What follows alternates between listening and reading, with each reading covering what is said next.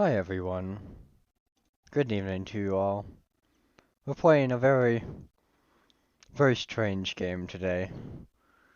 A game that I've owned for a long time and have not gotten around to playing yet. So we're doing that today. Welcome to I Love You Colonel Sanders, a finger-licking good dating simulator.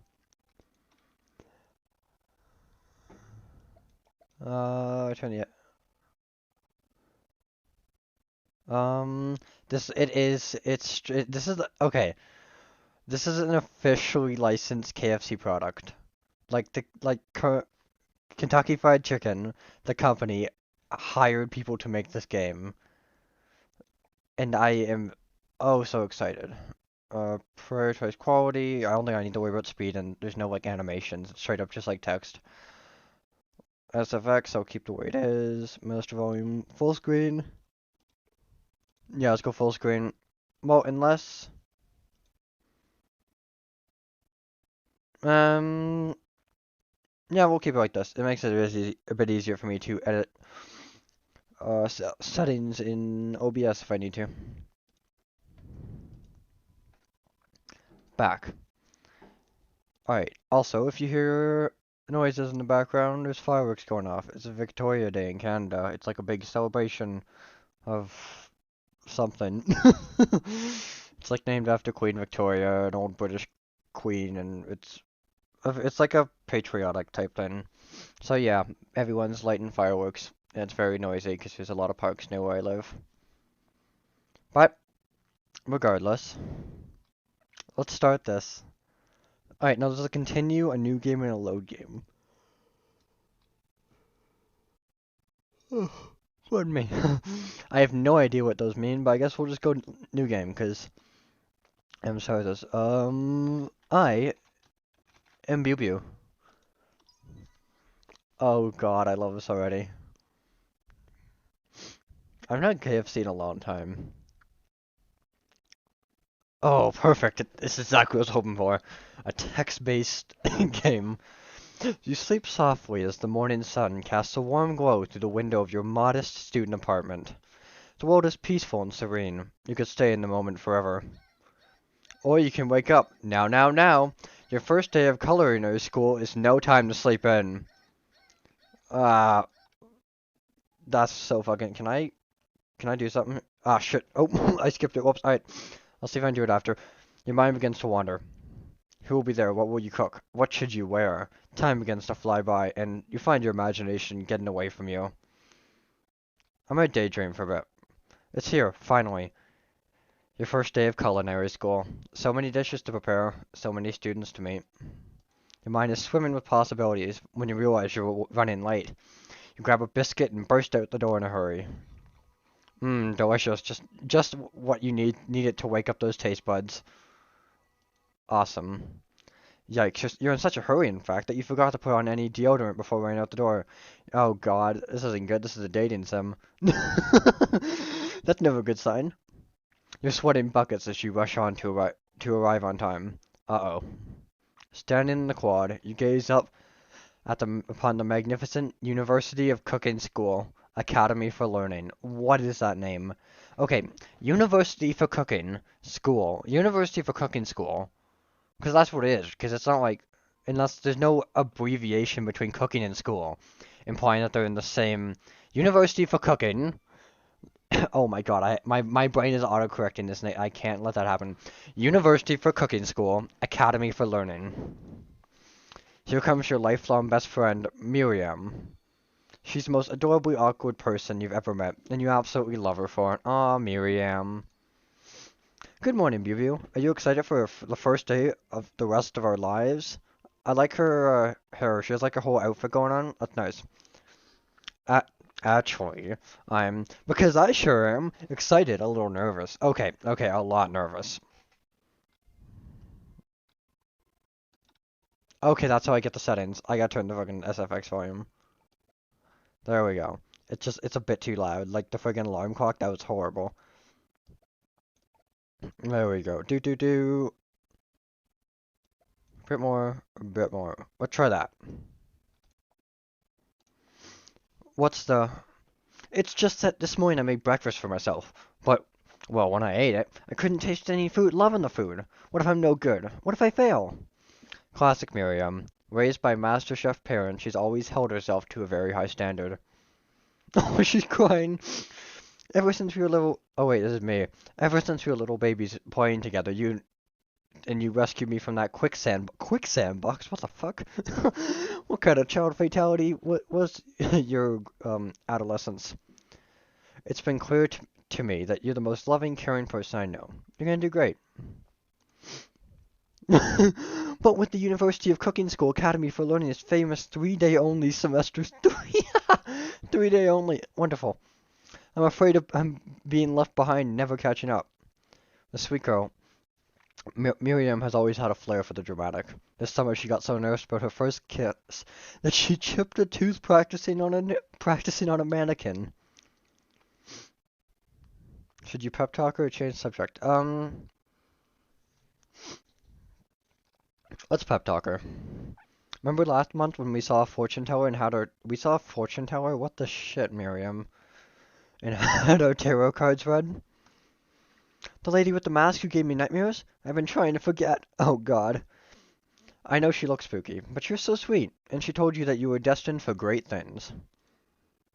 Remember that card with the fancy-looking tower? And the other card featuring the handsome fellow in the red suit? Oh, wait.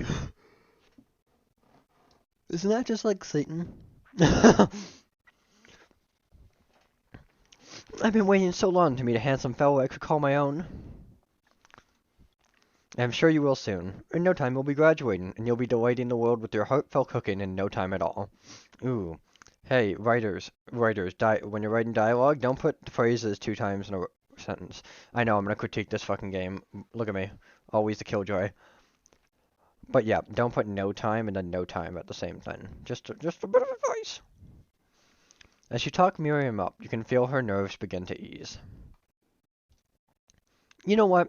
Maybe everything will be okay after all. If not, at least I have these killer bangs. Can you believe I cut them myself? You can definitely... You can definitely believe it. I cannot believe it. It's kind of odd, because I go back to my normal voice, then switch to my slightly higher pitched voice when I'm doing her. Or narrator's voice, which is just my voice again. Before you can get another word out, you're rudely interrupted when someone smacks your books, oh, there's fireworks, and custom engraved measuring spoons out of your hands and onto the ground. I'm sorry, custom engraved measuring spoons? You nerd. Hey! Oh god, her name. Okay. I'm assuming it's Ashley, but they purposely made her name so what the fuck is this shit? This is like the meme of the white woman with the list of names for her baby. It's like fucking hell. Ashley, your arch rival, she's totally evil, but you can't help but be filled with jealousy. Oh, enemies to lovers trope? Question mark? She can get anything she wants, and she knows it. Hello, Ashley. She has a heart shaped like a boob window. That's funny. She also, oh my god, just check it. her, what do they call it? Thigh highs? Something like that. Have like chicken like shaped holes in them. That's oh boy. Hello, Ashley. Oh, I didn't see you there, chicken shins. Chicken shins? You leave Pew shins alone. They are perfectly normal shins. Ugh, you can't stand Ashley. Ashley. Even her name is annoying. You know for a fact it is actually her name is actually Ashley, but she just had to add extra letters just to make herself feel better than everyone. If anyone here knows what the perfect shins looks like, it's us. We're not gonna let you or your really weird insults get to us. I don't know why I went like southern for a bit, tad southerner. Across the quad, you see Ashley's best friend, Van the Man, has stopped to look at his own reflection in the mirror. His pants are so tight you can see him casually looking at his glutes while he styles his hair. No lie, they're rocking glutes. Hell yeah. Ahem, oh god, she's got crazy eyes. She's got fucking crazy eyes. Ahem, Van. You Rain. Oh, fucking hell. You Rain. You've never been sure what their arrangement is, but as long as you've known them, Ashley and Van have been just as close as you as Miriam, but substantially no more devious. Oh my god, look at this hair apron! Oh my god, it's useless. This isn't gonna protect you from the food. I can still see your abs and your pecs. And his hair, that's like JoJo's. Oh, I love it. That is some straight out of fucking JoJo's Bizarre Adventure. Also, I like these animations. He's like, he's like, yeah, I'm fucking here to party. She's kind of annoyed, and she's disgusted, seemingly by me. But she's also giving the side eye to them, so it's hard to tell.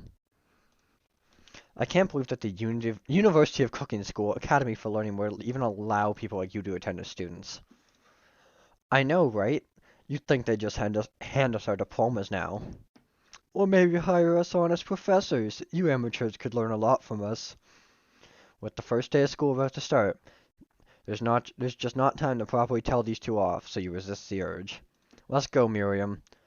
See you later, losers. Oh god. As you approach the door, you see a goofy-looking kid pushing, shut up, SFX, hard against the window directly next to it. Oopsie. I think it's broken. Oh god. Oh, we have our stupid character. You reach forward and easily pull the door open. That should do the trick. I love you. I think you mean thank you. My name is Pop. I was named after my Pop. He's old.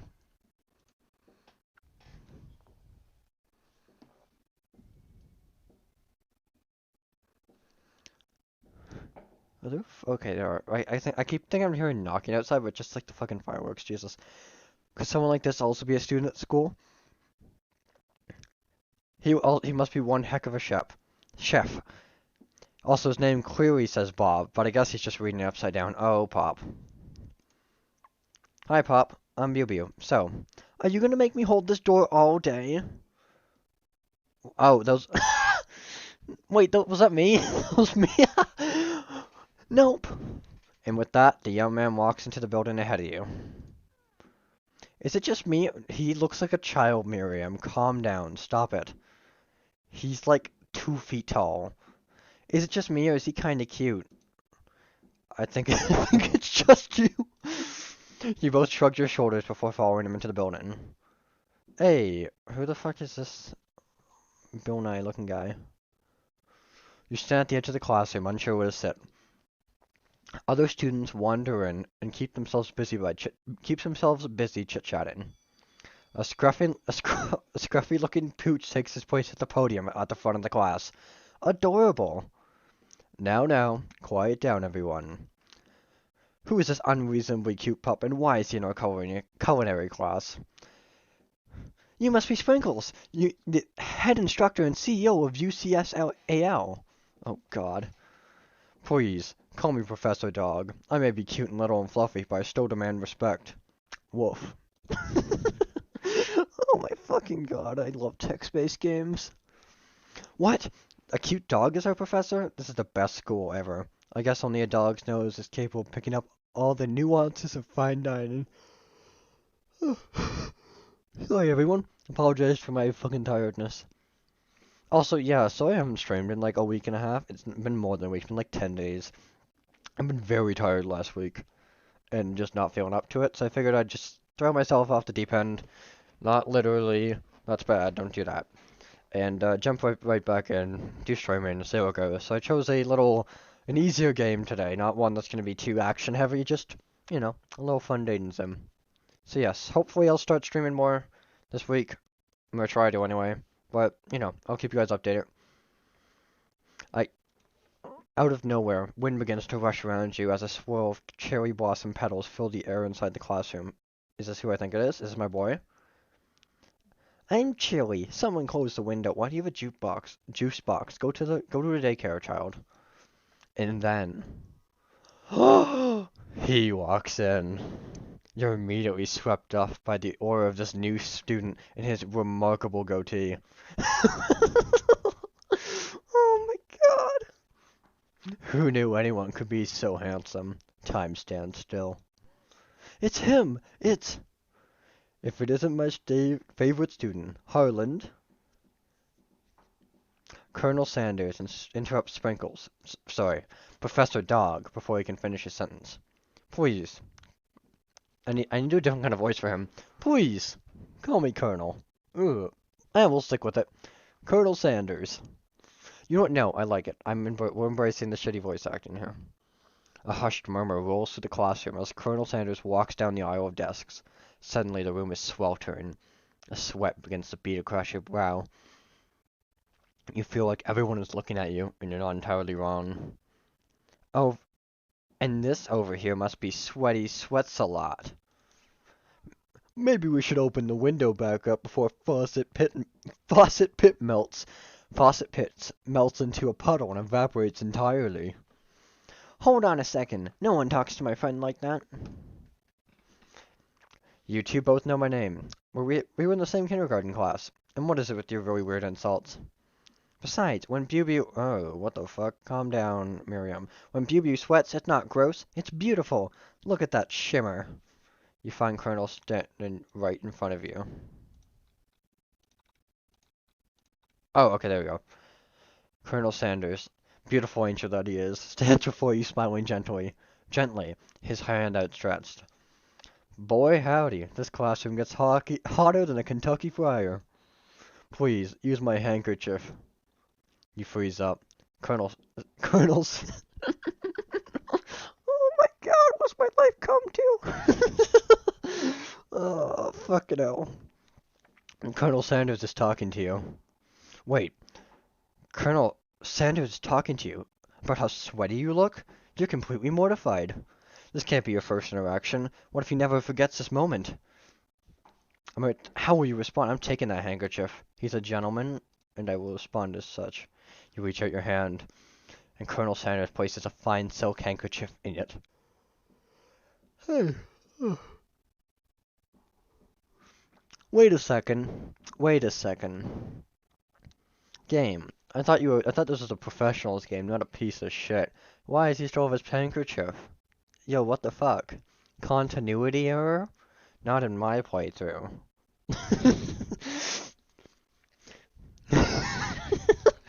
Oh my god, I'm an asshole sometimes. It's so beautiful. You hesitate to press it to your face, but when you do, the feeling is transcendent. It has this natural scent on it. It smells like the most delicious chicken you've ever smelled. Professor Dog steps in to settle the class down and set some ground rules. Welcome to University of Cooking School, Academy for Learning, the greatest culinary academy of the world. The birthplace of culinary legends past, present, and future. Many challenges await you. There will be tears, there will be blood, there might even be really adorable tiny food. And when it all is said and done, there will be a battle. You will lift your sporks and compete in the Brome cooking arena. Just then, another student enters the classroom and interrupts the professor's rousing speech. Oh, is this our last character? Or newest character? Oh, what is your fucking fate? Oh, your eyes. Oh boy, you're suffering from Brock syndrome. Hey guys, sorry I'm late. I hope everyone had a really good summer. I really miss... Quiet! Last class is bad enough, but interrupting my... His fucking hands, look at him! But interrupting my monologue? You're on a fast track out of here, young man. Are you sure you're even in the right place? You don't recognize me? This is the third year in the school. This is my third year in the school with you as my teacher. Everyone stares at him blankly. Does no one recognize me? You're expelled if you utter one more word before I'm finished. Oh, it's a joke that we're never gonna know his name. Let that be a lesson to you students that tardiness is unacceptable. Even Clank made it here on time, rolling halfway across town on his tiny wheels. You turn to see the student Sprinkles is referring to what appears to be some sort of industrial kitchen appliance. Oh my, what a baby. We're gonna seduce Clank. Buzz. The class burst into laughter. Look at him. That's a little shitty grin right there. What are you? Like a little, like, deep... Are you, like, a mixer? That looks like an oven down here, but this part looks like a mixing handle, like, that you turn. Huh. Oh, Clank, you rascal. Sprinkles walks into the classroom, and as everyone stands in silent obedience. When he gets to you, he lifts his nose in the air and takes a deep sniff. Your diet is lacking. Based on what I'm picking up here, you definitely need a multivitamin. You should be taking better care of yourself. You've never had a talking dog as a teacher before, but Sprinkles' reputation reputation for being smart but tough is well known. You decide to butter him up by giving him a treat from your pocket. Well, what kind? A rubber ball? What? Oh, I feel like... I mean, if we're doing Colonel Sanders, we just gotta embrace the meme. Chicken sack. You reach between your apron. Sorry, I've got a drink quickly. Give me a second, my voice is dying.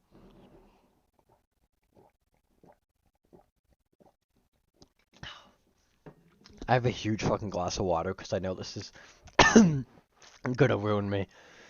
You reach beneath your apron and return with a chicken snack in your hand. Sprinkle's eyes go wide as he locks on it. His favorite!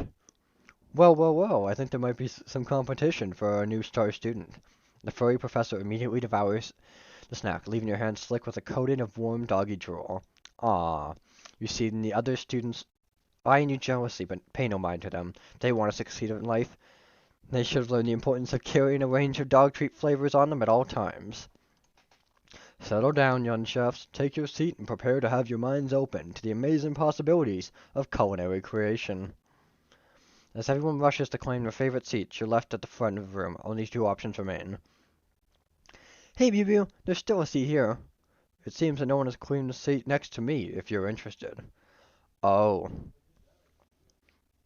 Do you know what I like is the fact that they don't, like, Miriam isn't named Miriam. Like, it's not sit by Miriam, it's sit by best friend. It's like a designation code. It's like, sit by best friend.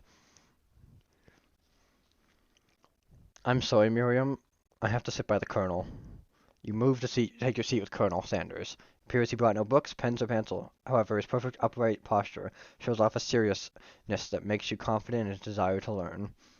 Thank you for offering me the seat. I've only had 2 rules. Do you think you can do all you can and do it the best you can? It's the only way you'll ever get the feeling of accomplishing something. This voice is awful. Howdy, howdy, hello. That's so inspiring. A little off topic if you ask me, but okay. As soon as you settle in your seat, the professor makes an announcement. Think fast, it's time for a pop quiz.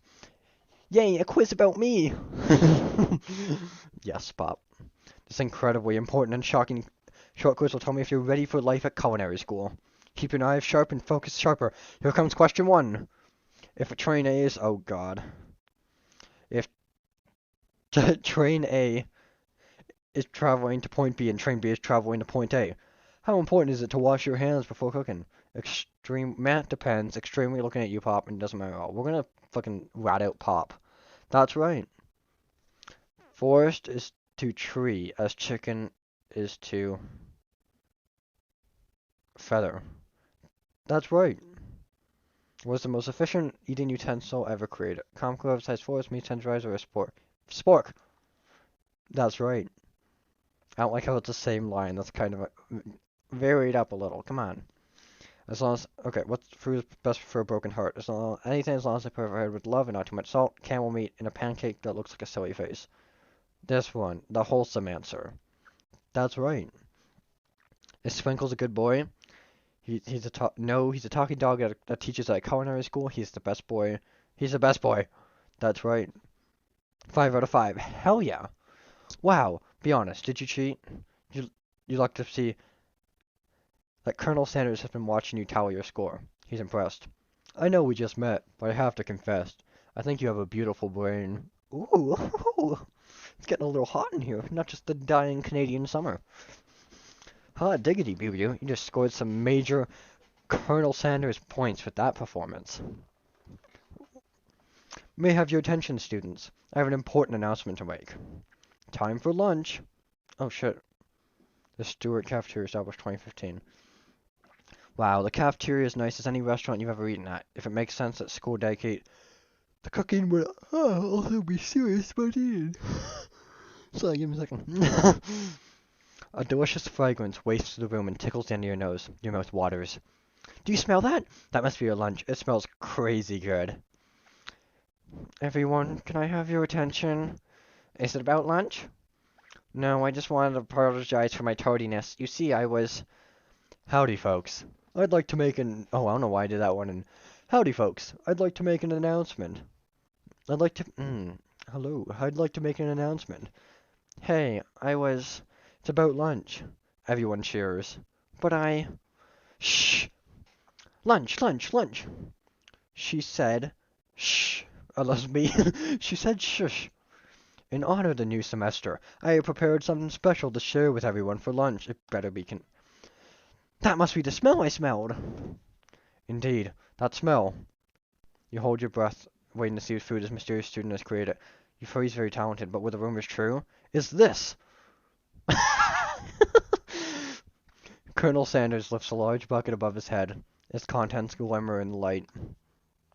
Piled high are huge pieces of chicken, breaded and fried to a crispy golden finish.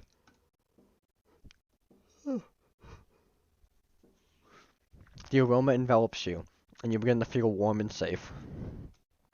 Colonel Sanders has filled a bucket with chicken? What a novel concept! Your stomach begins to grumble, as if to say stop thinking and start eating. For years I've been developing a secret recipe for the perfect fried chicken. By my calculation, nothing less than 11 herbs and spices are required to achieve this perfect balance of flavor. You look around and notice that every other student has a pen and paper is scribbling notes as fast as they can. But that's all I'll say about that. What, you think we want your super stupid secret recipe, dude? Pshaw. Nah, my dude. Nah.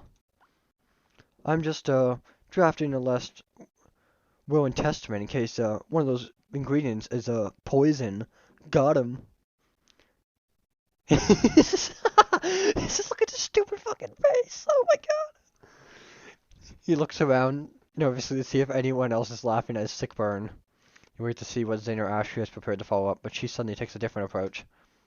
Yeah, and I was just like writing in my diary. Dear diary, today I smelled something beautiful. I knew at that moment that only the hands of a true gentleman could fry a chicken so tender. You see her body language change from bitter and evil to sweet and innocent. She slides closer to Colonel Sanders. She realizes that he is destined for greatness and fame with cooking skills like this. She wants him all to herself. Oh, please. Well, Van the man, if you don't want any, I'll take his. Wait, hold on. I guess I'll try it. He takes one bite and his eyes grow wide. He starts contorting his face as he tries to hold in his pure exhilaration and act unimpressed. Easy now. There's enough for everyone. Please, my fellow classmates, dig in. And take one piece of the fried chicken out of this bucket and sink your teeth into it. It's amazing. Tasting Colonel Sanders. What? Food transports you to another dimension. Although you're alone with your taste buds gripping a drumstick to your hand, you float weightlessly. Focus your mind and meditate on this. Try to identify a flavor. Savor the moment. That tells you. Oh, sorry. I want to swim towards the light. I'm not dying. I feel like. Would we want to try to win his heart? So I guess we'll do this one. Flavors in the mouth are beautiful, pure, heavenly. What a guy. What a guy. Alone with the flavors, you feel something that can only be described as loved. For a man, for flavor, are they the same? After tasting his food, you get some one-on-one time with Colonel Sanders. I'm gonna approach this bitch. You approach Colonel Sanders. Colonel Sanders smiles ever so softly as you approach. He stops what he's doing and allows you to break the silence. Colonel, I was wondering if I could talk to you for a second. Anything for a fellow chef. What exactly is on that chicken? How bold of you to come out and ask. It's an idea I had for a combination of flavors that will make my fortune and establish my legacy for all time as I open a chain of highly successful fried chicken restaurants. No big deal. It's just you and me here talking. I can keep a secret. In fact, I got some of my own I'd be willing to trade. What's the rush? The semester. Oh, he's giving me a disgusted look. Whoa, Colonel. The semester is only getting started. We got 2 more whole days to get to know each other. Colonel, if you're gonna act like this, I'm gonna have to switch up and seduce someone else, like Van. He's clearly not gonna give it up. But it doesn't hurt to be persistent. You know what they say about secrets, Colonel? Shouldn't learning be fun? You've got Moxie. I'll give you that. I did that in... What fucking voice was that? I can't even think of it. Also, I will be our beast for a second, so hang tight.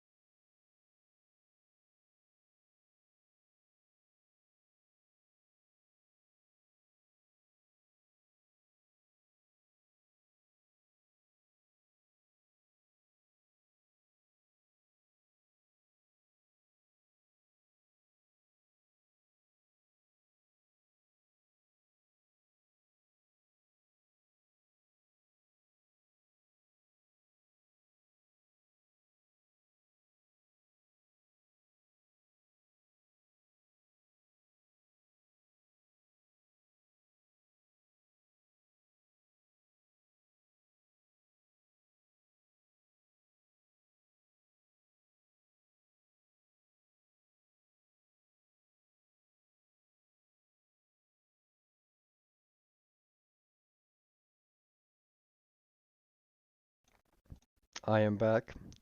Let's continue. Colonel Sanders looks both ways to make sure you're truly alone, and then leans in. You can feel his warm breath as he whispers, "Just one ingredient, but I can't tell. But you can't tell. I use redacted. It's something that my great grandmother taught me." Oh wait, so he is a southern accent. I use redacted. It's I don't know why I keep doing like hello there. Oh, I keep doing fucking Patrick Warburton. Hey, Peter. Nice cock. Just one ingredient, but I can't. But you can't tell. I use redacted. It's something that my great grandmother taught me. Redacted? Wow, you'd never guess that. In fact, you're not even sure where you'd get some if you searched. While you wrapped up that huge revelation, you notice that Colonel Sanders has disappeared.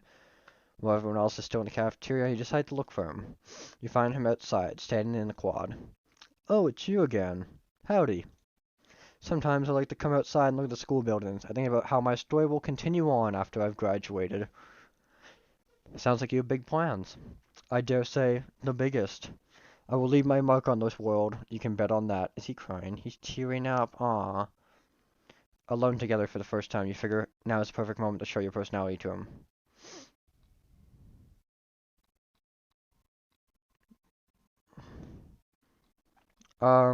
Let's be modest but thoughtful. Well, I just want to tell you that I really enjoyed your food. Now you got his attention. The flavors were complex. Not complex. Complex but comforting. The interplay between salty, savory, and peppery. Peppery. It was perfect. Speech impediment, go burger. I appreciate the compliment, Bew Bew. I'm sure you'll be a big success. I know. I know we've only met today, but I'm starting to get the same feeling. Oh boy, the same feeling about you. We should head back inside. The next lesson starts soon. You step into fuck yeah. You step into the massive cooking arena where the afternoon lessons will take place. Each student gets an oven and all the tools and ingredients they could need. Look at this place. It's magnificent. Finally, we get to show off our stuff. Wait a second. Oh no, we have to show our stuff. What if I totally blow it? You're not gonna blow anything, except maybe kisses to the crowd of fans you're gonna earn with your signature. Adorable tiny food creations. Welcome students to the cooking area. For today's lesson, we'll be cooking with partners. Hurry up and pair off. Naturally, Miriam looks at you, but unable to control yourself, you pounce on Colonel Sanders. Oh God. Oh, Miriam, I'm sorry, baby. I love you. Hey, Colonel, would you like to tackle this lesson as a team? A team of two, that is. Me and you, if it wasn't clear. Want to be my partner? Oh, I bet she's with Ashley. Pog. Sure, Bew Bew. I'll prepare our station. That you as a part. Ooh. Miriam is left standing all alone. Two different students quickly take notice. Hello, new partner. Beep bop. Buzz. Oh my. Two potential partners? I'm so sorry, gentlemen, but I don't know who to choose. It looks like you have to pick for friend duties can be awkward, but that's the price you pay for not being alone forever. Who do you want to ask to be Miriam partner? Clank. Fuck Pop. Oh yeah, I don't have my face cam. I just I flipped the bird on him. Sorry, Pop, but I think Miriam will be partnering with Clank today. It's okay, I already ate. It's not entirely clear if Pop has any idea what the point of school even is at this juncture. Clank is certainly excited to have some attention. He heats up and begins to roll back and forth. Whoop, whoop, whoop. Hold on there, fella. We don't even know the assignment yet. Technically, Clank might not have a face, but there's something charming and earnest about him. Bzzzt. Tissue? I hardly know you. Ahaha! Clank judders, and a panel shakes loose. You get the impression that that is a sign of affection. Looks like you two will be fine. Now it's time to focus on your own cooking classwork. Alright, you two. For today's lesson, we're going to keep it simple. Pick a basic dish and divide up the steps. No chef is an island. It takes two flints to make a fire. I thought it was flint and steel. Minecraft taught me that. Come on, Professor Dog. You get the idea. What dish do you suggest your partner? It better be... Okay, steak tartare. It's fancy. You don't need to cook it. Using octopus. Your grandmother's mashed potatoes and gravy. I'm between the octopus and the mashed potatoes. The octopus is like different, so Colonel will be like, "Whoa, we can cook with octopus, but mashed potatoes and gravy. He's a southern boy. He likes that charm. He likes that hometown cook feel. Like all the ladies in this audience. If anyone hasn't seen Bo Burnham's country song, go fucking watch it on YouTube. It's so good. You know what? What do octopus? I like octopus. I was thinking of trying something exotic. Maybe a dish that incorporates octopus in some way. Ah, you fucker. You fucker. I knew he'd want to do potatoes and gravy. I'm more of a down-home type of chef myself. What about something that go with me here? Walks on land. Actually, there are certain species of octopus that do leave the water. For instance, have you heard of the Adoptus excellulatus? Aculitis? It leaves the water to hunt for crab. An octopus that walks upright and hunts crab? Now I've heard of everything. The world truly is a truly marvelous place, isn't it? Octopus? Crab? Sounds like you're describing one of my signature dishes. Are you trying to steal my thunder? Boys, what's with all the hostility? Has the competition been moved up to today? How dare you try and muscle in on my culinary territory? Nobody better touch a cephalopod without going through me first. I think there's been a misunderstanding. Nobody's muscling in on any mollusks. We're simply discussing today's assignment. You could cut the tension here with a chef's knife, which makes sense because chef's knives are pretty sharp. Look, we're just talking. I'll happily step back from it and eat seafood. You know what? I'm gonna make mashed potatoes and gravy. I know my grandmother's recipe by heart. Ah, you fucker. Game, you bastard. Keep the tentacles. You begin to peel and boil potatoes and try to extricate yourself from this thorny situation, but your new rivals aren't having it. I doubt you even have the capability to work with ingredients so delicate. You should probably stick to microwavable dishes. Unlike my friend... Sorry. Unlike my friend Van, though he may be the man, I have no doubts about your whatsoever about Colonel Sanders' ability to cook creations worth admiration. After all, your friend's chicken was quite spectacular. But Colonel, if you ask me, I might make a better partner for you than this Finn. Whoa! What the fuck? That has positioned itself at your station. Don't, like, misgender me, you fucker. Don't you feel, deep down, like this music is like, shit's getting real. Deep down that we cast complementary shadows, we fit together, like a thigh and a drumstick. It just makes sense. Was that a sexual innuendo? What you doing here, Ashley? Nothing about this makes any sense, but one thing's clear, she's coming for Colonel if you don't watch out. And if Bubu and Van are so inclined to see, perhaps they should go there together? Ashley, are you suggesting I share my secrets of my special saltwater sauce with this novice? I'm disappointed in all of you. Ashley is really going at you hard. You need to ask for some backup here before things get ugly. Miriam, your forever bestie. Well, hunk of, I'm gonna turn the Colonel. This might not go well. Colonel Sanders, hunk of hunks in your time of need.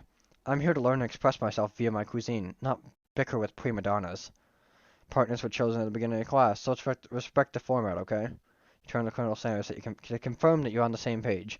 I chose Colonel Sanders, and Colonel Sanders chose me, isn't that right? A businessman respects all fair agreements, from contracts to handshakes. I took on Bu as my partner for this activity, and I stand by it. Based on your team's behavior, I say you're perfect for each other. Neither of you has Bu's natural talent, or their loyalty. Ooh! Ooh! Get fucked, Ashley. And not by Colonel Sanders. Being defended by the Colonel Sanders leaves you feeling proud and full of potential. You look for Sprinkles and hopes he might step in, but he's nowhere to be found. Darn those cute corgis and their short but sturdy stature.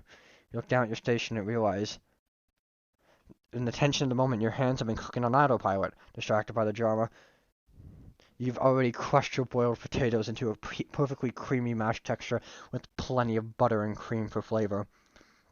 It's as if your natural passion guided you through the steps that you know so well while your attention was elsewhere. I know just what to do. Colonel Sanders extends his hands. He's holding a beautiful white porcelain gravy boat, out of which pours a smooth brown gravy, smothering your nearly finished potato dish. Oh my god, that's good. Gravy flows down the mound of mashed potatoes. The result is looks spectacular. The results look spectacular. Granny would be proud. Ah. Colonel Sanders holds a spork out to you. You reach and grab hold of it, but he doesn't immediately let go. The two of you stand holding the same spork, and for a small moment, all the madness and pressure of this crazy world stops. Your eyes lock. The moment is electric. Time stands still. Pardon me. If you love something, set it free. Together, you dig the utensil into the mashed potatoes and lift a heaping sporkful up when you see Ashley with a sinister look. She's just winking. You know she's plotting against you to be with Colonel Sanders. And then, filled with rage without thinking, you fling a sporkful of mashed potatoes right into Ashley's stupid, beautiful face. Van, something, do something, do something! Scooping up a fingerful, Van tastes the dripping mashed potatoes and gravy and realizes it's delicious. Horrified by this revelation, he slinks away. Will he ever be able to cook something with so much love and integrity? Hold it right there, Bew. We do not waste food in the Brom cooking arena. Colonel Sanders, I expect better from you. If you throw one more spoonful, you both better be prepared to eat it from wherever it lands. Can I have potato face? Van rushes back, a covered dish in his hand. Oh god. Why does he have an axe? Where'd the axe come from? Mashed potatoes with gravy? Pathetic! In just a few minutes, I prepared a full meal. Gaze upon my specialty, braised tentacle of octopus in my silky saltwater sauce, placed upon my battle axe blades forged by my supreme chef ancestors. You ignored me for too long. This ends now. It is I who will have first bite, and you all look on with envy. Oh, it's this little guy who we don't know his name. The interrupting student rushes at Van and swipes a bite of his signature dish right off his plate. No, don't! Something about this. Oh god, something about this dish doesn't strike my nose quite right. I think the octopus was rushed and may have turned in the process. The results could be toxic. Too late, it has been eaten. Oh, I think I left something in the oven. I don't feel so good. What? What? It killed him. What? He died. Oh my god. No, he died. We killed him. Oh my god, student. Poor student. His hands. His hands. Everyone step back. Don't take another bite. When you look back at the plate, oh god. What is happening? When you look back at the plate, the rest of it is gone. You notice the tip of the tentacle will be slurped up in Pop's mouth. Pop winces in pain for a moment, then is almost immediately back to his obvious self. Oopsie. Tastes like poison. The entire class is to watch Pop's final moments. Shock has frozen the whole crowd. They are motionless as statues. It would appear that Pop's enthusiasm for trying new things, despite obvious danger, has inoculated him against poisons of all kinds. I got the hiccups. I'm not sure the professors here make enough money. Hello? I've been turned into a ghost over here. Seeing that you're shaken up by that really annoying student and all his nonsense, Colonel Sanders approaches you. I'm sorry you had to go through that. Please, let me walk you home. What, like for real? Aw, come on. You follow Colonel Sanders out of the room. That night, the school building is taking on another vibe entirely. It's dark, and more than a little spooky. Colonel Sanders stands on the quad's neon glow and speaks softly. Those mashed potatoes made in class today. Before you go on, I want you to know, they're not a great representation of my skills. I didn't realize I was making them. They were amazing. Tasting them, it reminded me why I became so passionate about food to begin with. Colonel Sanders getting choked up. Cooking is obviously important to him, in a way that you find inspiring. Now might be the perfect time to tell him that you develop feelings for him. Colonel Sanders? Yes, Bew. There's something I need to tell What am I doing? There's something I need to tell you. Hold it right there. There's something I need to tell you first. Oh, jeez. You see, when I was a boy, I had a dream that one day I would be the greatest chef the world has ever seen. And every day since, I've been working towards that dream, day and night, never stopping, never resting, also lifting lots of weights, like so many weights. We should follow our dreams with all of our hearts, that our soul may grant. Wow, ooh, what was that? Grant. That our soul may grant them. Hello, may grant them like wishes floating down a shooting star. My accents are actual trash. I apologize. Hey, no, you. Shut up. You're the one. What? His hair rose up. I'm the one here to say inspirational stuff and be the star of the story. Are we forgetting that your cooking literally killed a guy? Oh, that was me. Are we forgetting that your cooking literally killed a guy? You can't prove that. I also saw you kill the guy. What was his name? Somewhere in the distance, you hear a lawn set sigh. Forget him. We're talking about me. Me. I'm the hero. The Spork Monster is here to fight it. What? The Spork Monster is here to fight a hero? Yeah, I'm sorry. What the fuck? I think I left the fridge open. Later, nerds. How dare you threaten me as I was letting down my guard and connecting with another chef on an emotional level. Hey, emotional level. Be afraid, be very afraid of me because I'm a monster, see? Is he rhyming on purpose, or is that just a coincidence? Oh, his eyes are... Before we can discuss syntax any further. It's a turn-based fight sequence. What will you do? I'm gonna attack this bitch. You decide to go on the attack. What attack will you use? Cook with love. Cook with love does 1 damage. It just got real. The attack really upsets Spork Monster. Spork Monster goes on the attack. They spit hot gravy at you. Take 1 damage. You decide to go on the attack. It worked last time, right? Cook with love does 1 damage. Spork Monster won't forget this. Is really feeling threatened by your attack.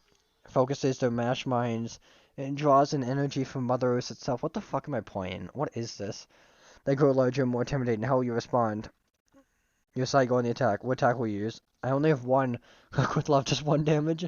This rate, this master will probably be over by this fight. Spark Monster is no quitter.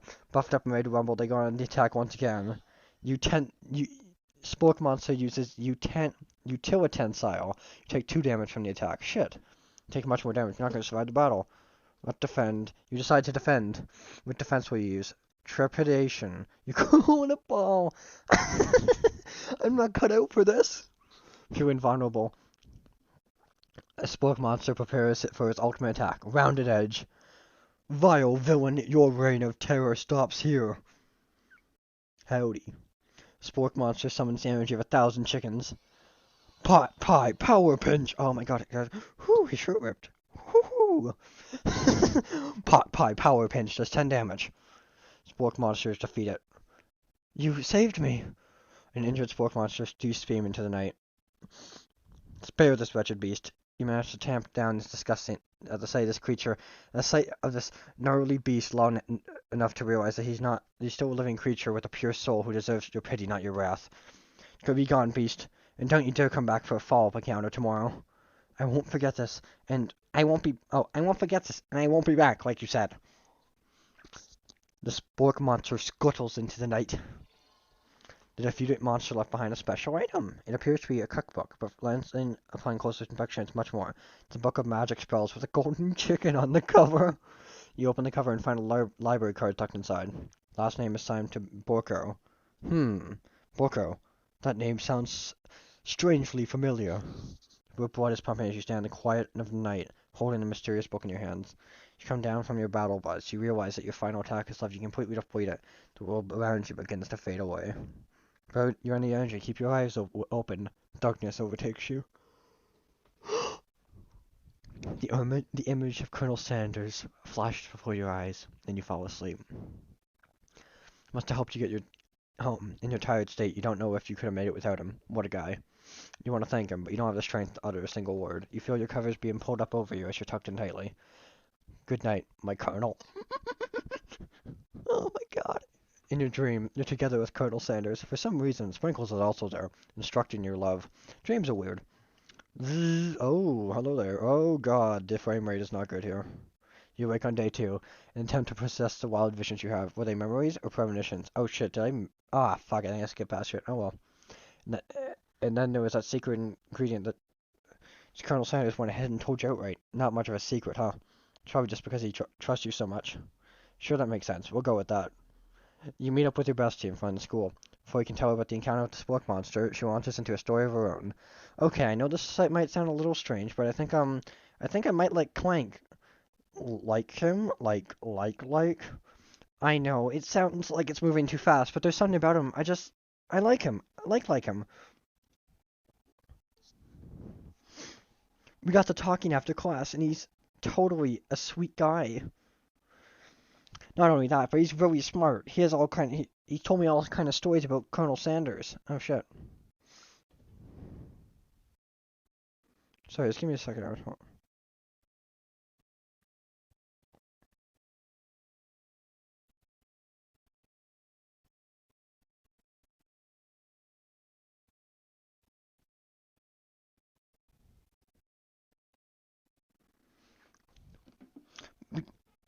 Oh yeah, okay.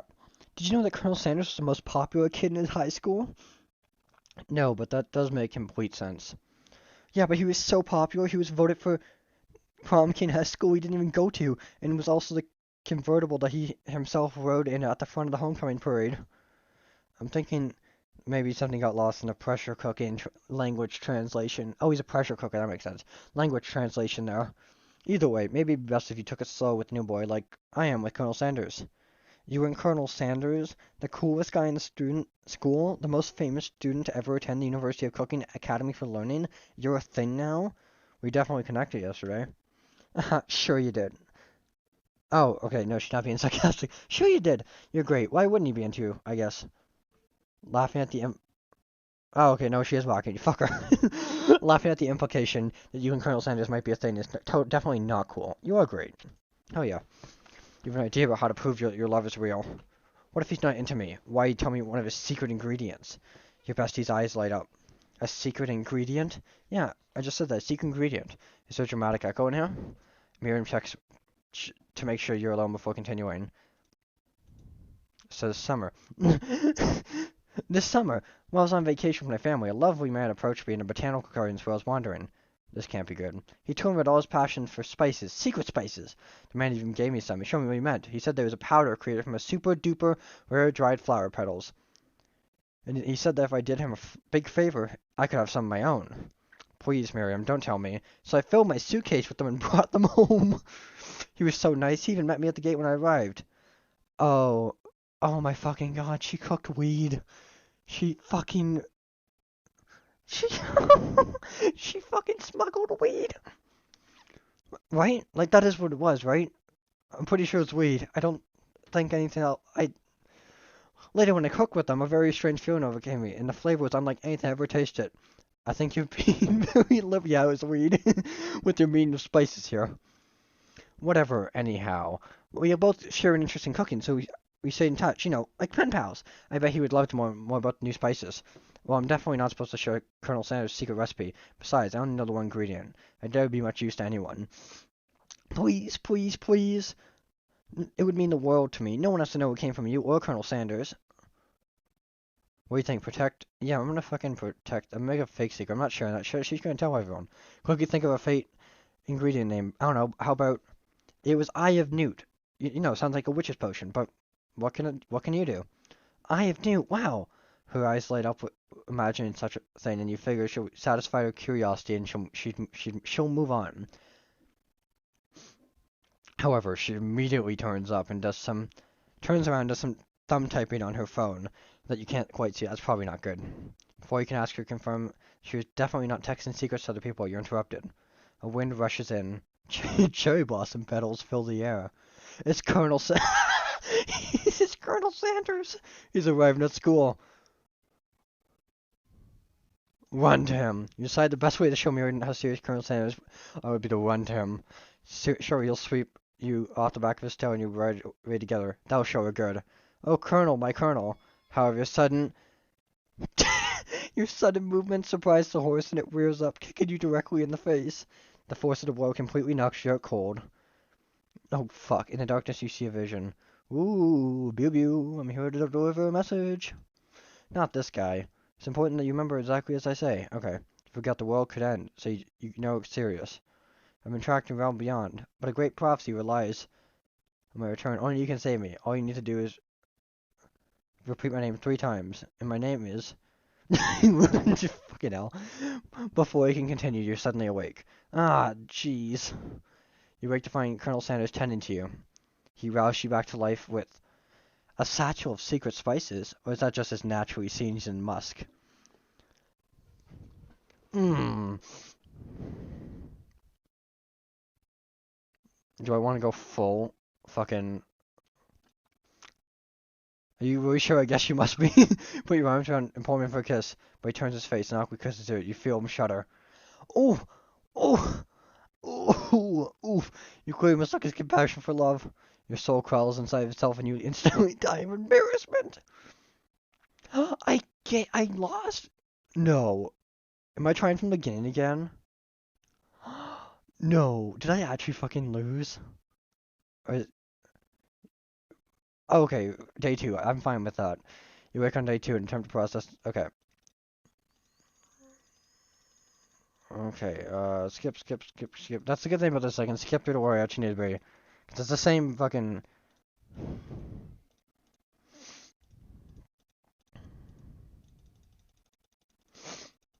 Okay, so she's talking about a weed story. Make up a fake ingredient.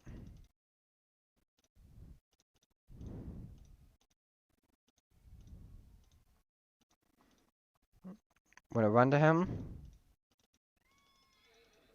Alright, skip through this.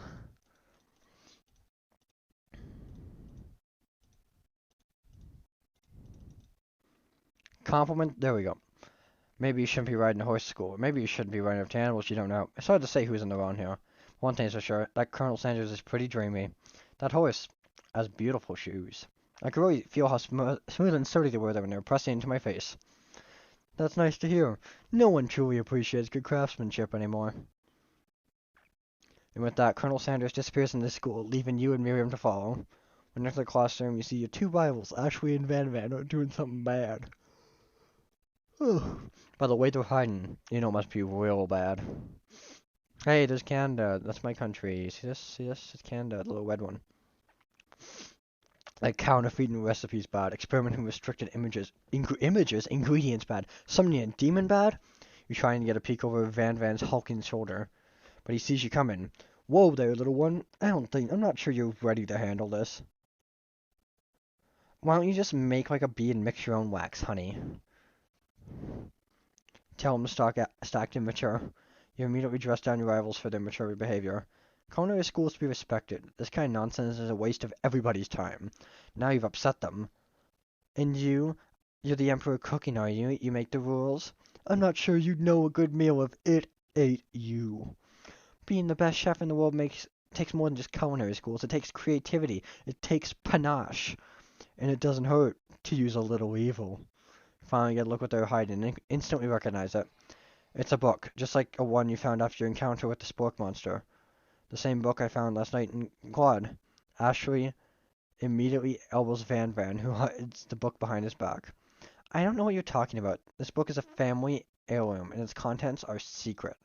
You notice that they haven't been studying the book. They've got Pop pinned to the wall, and they're tossing potato skins at him as he tries to catch them in his mouth.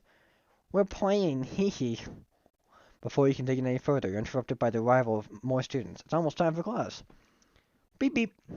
Clark must be running late. He was in such a hurry, he rolls right over Van Van's meaty foot. Hey, watch it, you bucket of bolts. You watch how you talk to him. He didn't do anything. Bzzzt, womp. Who do you think you're talking to? I've never heard such language, not even from a stand mixer. Womp, womp. No, your mother was a stand mixer. Whizz, bzzzt. Oh my god, Van Van jumps to attack Clank, but Clank shocks Van Van, sending him flying across the room. Protect me, Colonel Sanders. These crazed men are about to come to blows. I think they must be over me, but I'm not interested in either of them. Ashley's tone has completely changed in an instant. She bats her eyelashes at Colonel Sanders. Sure, he must know this is a ruse, right? Gentlemen, get a hold of yourself. Save it for the arena. At least. I don't. Honestly, what do I care? I got a lofty career aspirations to focus on. How can I help you with that business plan? Just then, Sprinkles arrives to signal the true start of the class.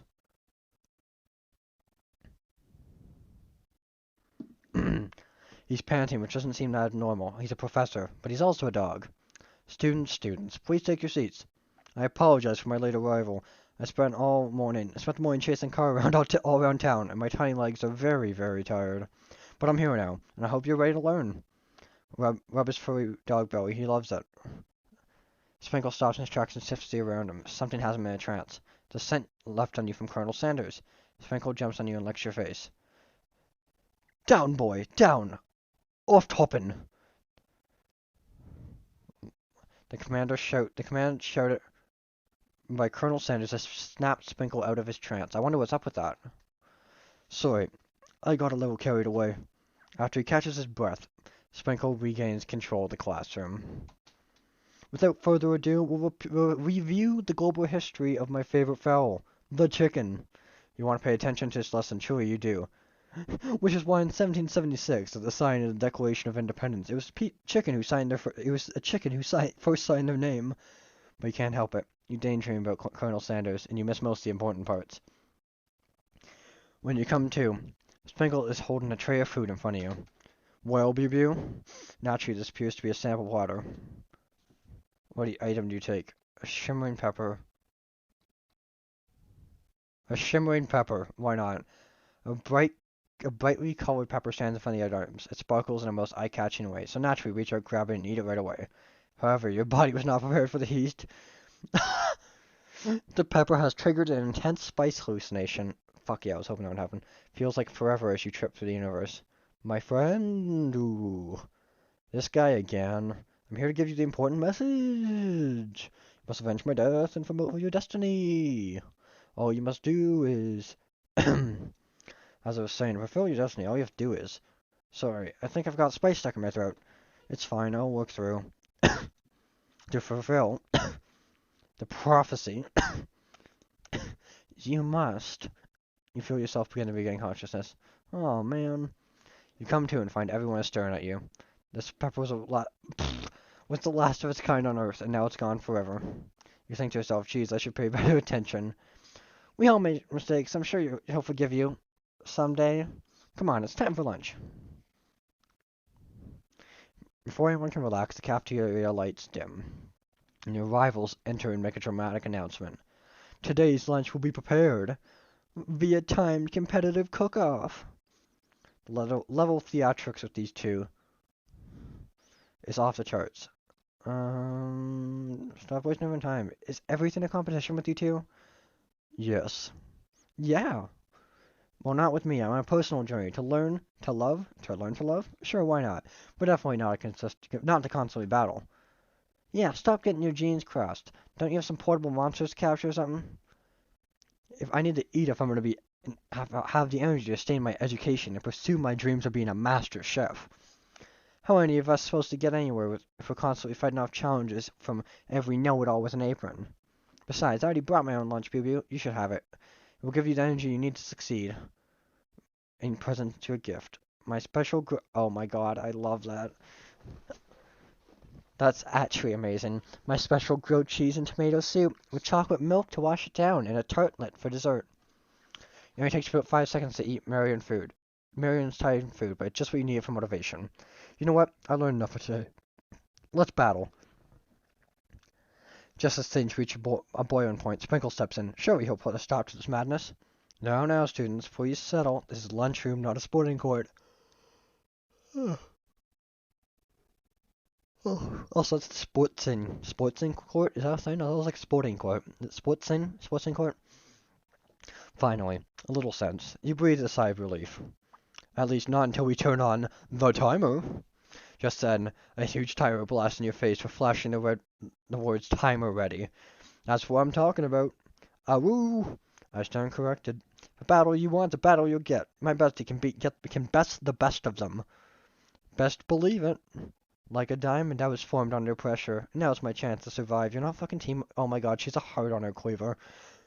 I will defeat you myself.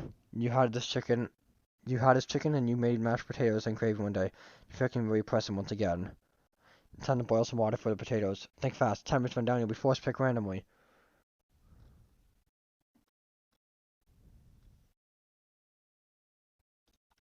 That's right. Oh God. But how would you got into school without knowing that? I was pretty sure it's Celsius, but when it gets to rub my furry belly, let that enticing offer motivate you. You're gonna need to season the chicken before you cook it. I don't know, but you have an idea. 11. That's right. You might not know all the ingredients yet, but at least you're heading in the right direction. Tail wagging intensifies. Now that you got some basic steps going on, time to elevate your craft. Gratitude. That's right. You must never take this opportunity for granted if you hope to succeed. Your classmates are rooting for you, but Ashley is simply stronger and faster than you. Better pick up the pace if you want to survive. When you were a child, your father told you never. Your father told you never to forget where you came from. Every day you meditate on his advice and draw energy from that place. Your time. Where does it come from? A small town where big dreams are born. That's right. This is your shot, and you're not gonna lose it. Woo! You try to shut down the noisy arena and focus on your cooking. What is the sound of success? Silence.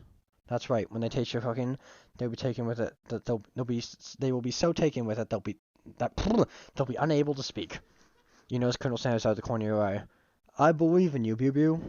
He's actually cheering you on. I love his little fucking cane, which is awesome because especially except knowing he's watching you makes you totally forget what you're doing. No, you can leave those Colonel Sanders. Ah, shit. Grr.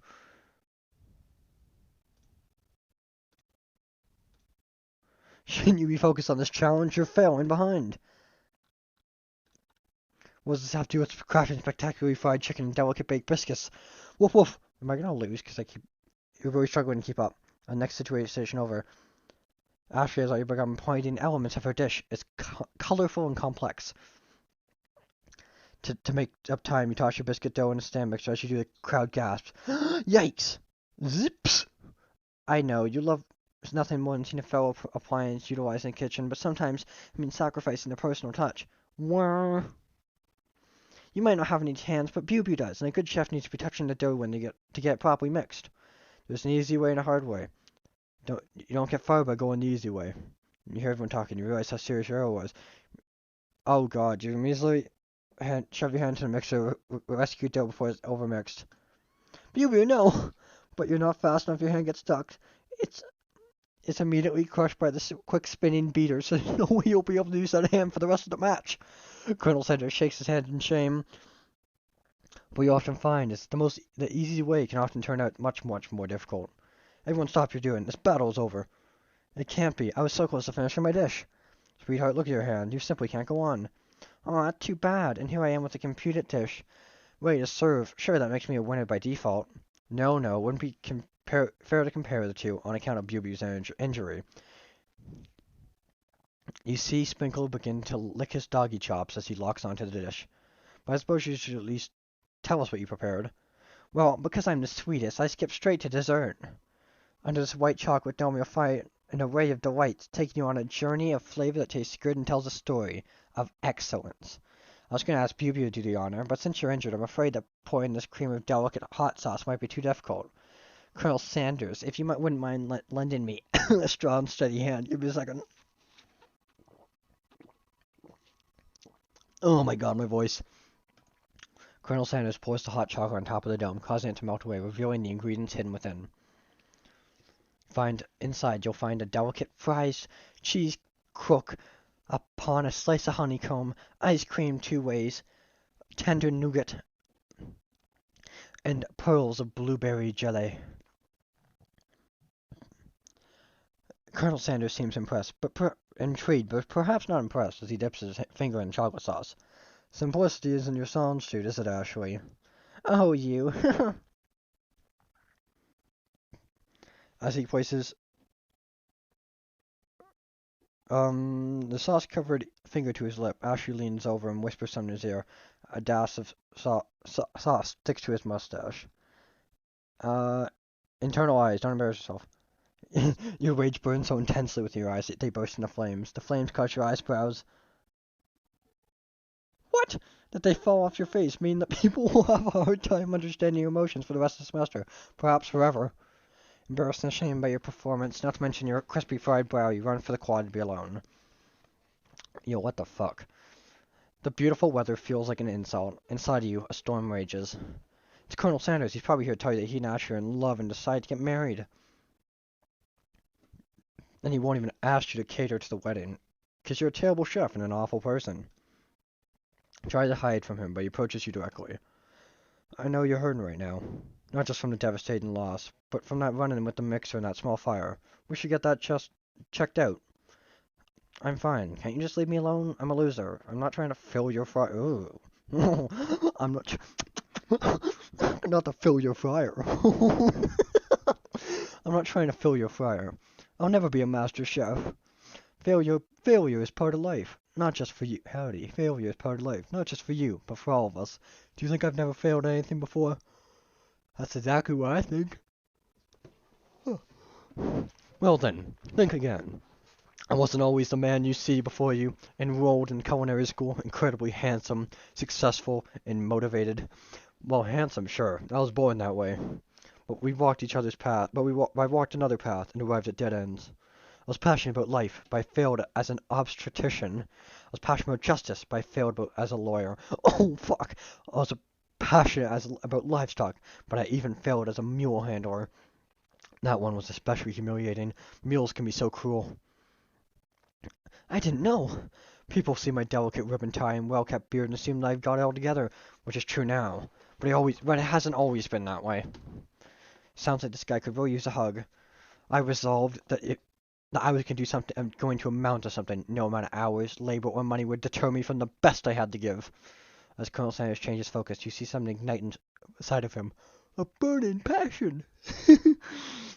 One has to remember that every failure can be a stepping stone to something better. Ooh, I don't know why I don't like bitter. Wee lad. It's something that a humble man in a crisp white suit can be proud of. I will create a new chain of chicken restaurants that will bring joy to the entire world and make up for my past misdeeds. Yay! Why is Bob here? Just as your moment grows intimate, you're interrupted by a threatening, shadowy presence. It's the spork monster. Oh. Battle scarred from the night before, you put it over the worst. Borko? Oh, their name's Borko. It is. I know I said I wouldn't be back. And after the whole fight to the death thing, maybe you don't want to see me anymore, but I just wanted to say that I was wrong to attack you, and I apologize. I know what it's like to always have to look over your shoulder. Aw, Sporky boy. Monster problems, am I right? Aw, thanks, Borko. I'm glad there's no hard feelings. Getting jumped by a giant creature in the dark can really rile a person up. I also apologize for the way I switched right into attack mode. Oh, fuck. I know you're strong, and cooking school can put a person under a lot of stress. And actually, just go to the school. I wasn't I wasn't always a spork monster, you see. I don't believe it. You were human once? Well, no. I was a golden retriever, but I was still a student. Until one day, some mean kids with a magic spellbook cast a dark enchantment on me, and I was forever transformed. A magic spellbook? Precisely. I had procured a copy for myself, but somewhere along the way I've lost it. If you find such a book, I beg of you, respect it? Oh. You're such a powerful chef, and you really shouldn't rely on dark and evil magic. No, you should be protecting the innocent from those who would cheat through sorcery and guile. If you need me, don't fear. I will be there. Sounds like there are some bad cooks in the kitchens of life. Pew, together, I'm sure we can defeat them. Come back to my hideaway and we can discuss.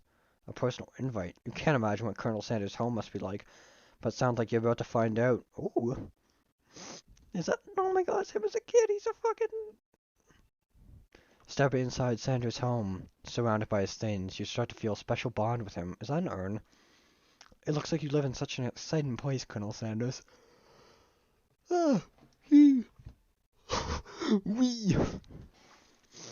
Every day can be an adventure if you approach it with the right attitude. Long ago, I made the decision to never stop searching, never stop working, never stop imagining. Have you been to work on any new recipes of your own lately? I'm always excited to talk about food with another ambitious chef. Well, there's something. Just a side dish I haven't taken with yet. I'm trying to find the right balance of flavors and textures. I'm not sure I've nailed it yet, but I'm close. Colonel Sanders' eyes perk up as he starts to wonder what dish he might be describing. It's meant to pair with something spicy, or something crispy. Both, perhaps? Now you got him right where you want him. Should you reveal your secret, or reveal your creation to him, reveal a secret, or keep it a secret just for you? Let's reveal it. I'm trying to fucking seduce the guy. You decide to reveal that you're ready as ever to share your original cooking with Colonel Sanders. But before you can talk yourself out of it, you decide to dive in head first. You reach in your lunch bag for a special dish has been keeping on ice all day. I present to you my original coleslaw. Oh, okay, it's the coleslaw. That's cool. The shredded cabbage dish glistens in the light of Colonel Sanders' Lux Hideaway. Magnificent! Together you chow down the creamy slaw until just a spoonful remains in the bowl. Do you mind if I hold on to this last bite? I'd like to have it around so I can admire its taste later and think back on this moment. You could offer to make him more, but like he seems like a very sentimental kind of guy. Sure, why not? Please make yourself comfortable. I'll be back in just a moment. You realize that now would be the perfect time to do some snooping. Fucking hell. Around the room are various items you can look through. Each item seems to radiate memories and emotions. Tap on items to learn more about the Colonel. It is an urn, okay. You take a closer look at the large urn sitting on a nearby pedestal. There's a plaque on it. It's dusty, but when you wipe it off, you can read the inscription. It says, "Here lie the ashes of all my past careers and business failures." Jesus! I want to see what this is. Must be keeps a secret recipe. Think for a moment. What number is important to Colonel Sanders? Then it dawns on you. So you turn a dial to 111111. You find a single note. A chicken. A chicken something? Something? I don't know. I want to see what the fuck. What's that? A scented candle. Oh, you pick up and try to identify the smell. Power tool? Freshly starched collar? Piece of wood floating in a lake? Sum of 69? No, it's one of those secret. It's one of the secret recipe ingredients. It's blah blah blah. Tap on item to discover more. Not yet. I want to see the cock. You know, it's very realistic stuffed chicken sitting on the corner. When you pick it up, you realize it's realistic. It's real. Taxidermy. Must have been important to Colonel Sanders when he was alive. The true state bird of the great state of Kentucky. Let's look outside. Gaze out the windows across the lake and mountain range beyond. Then the ghost of student pops up. Are you thinking about heading into the world in quest to avenge my death? I've never learned your name. Why would I avenge you? I could tell you my name right now. It's... Can't you see him in the middle of something? You open the window and crack, and the ghost is swept outward with a breeze. Ooh. I want to see the comb. A lock of silver hair is woven through the teeth of the comb. Upon further inspection, you realize that the hair therein isn't just silver in color. It's actually made from spun silver. He's... Oh, it's... One of the framed photos shows an old man who looks a bit like Colonel Sanders standing with a friend. They hold chicken drumsticks and appear to be cheersing them. Look closely and see there's a short inscription. Wonder who my friend Pete is. Tap on an item to discover this one. Yeah, it's Colonel. The photo appears to be Colonel Sanders, except he's an old man visiting the pyramids of Egypt. Maybe this is where he discovered one of the secret herbs and spices. Is he like immortal? I want to see baby Colonel Sanders. Oh my fucking god, that fucking photo. Holy shit. An adorable little baby boy crawls across the floor. From his goatee and mustache combo he sports, you figure that it must be Colonel Sanders himself. Or maybe it's just a drumstick that he seems to be waving like a rattle. Who frames a baby picture of just themselves? Probably the same person who would make their own face the logo of a company they found, am I right? Let's go out here. Oh! You open the door to Colonel Sanders' closet and find a row of his signature white suits hanging within. Take off the hanger and try it on. Jacket's a bit big for you, but it's not uncomfortable. You give yourself a deep, big hug, breathing the scent. They say home is where the heart is. Is this what I meant?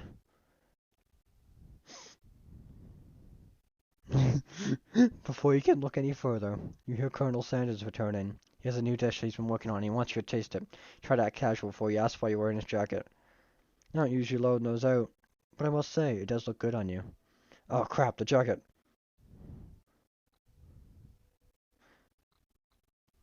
Mmm. Sorry, give me a second. I'm okay. Oh my god. I'm all good, just give me a second. Oh, Jesus.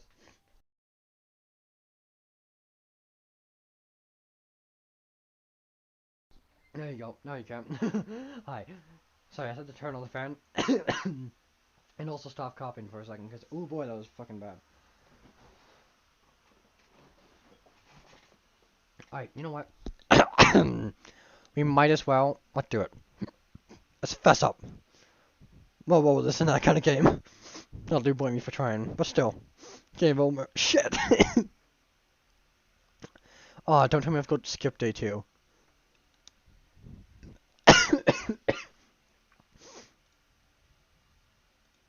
Oh, it's here. Okay, just quicker to skip through here than the skip button. Okay, we met Sporky Boy.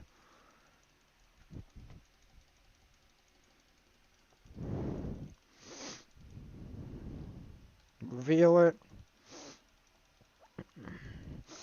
The coleslaw.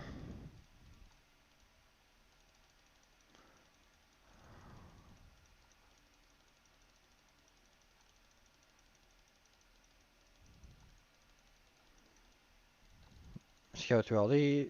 You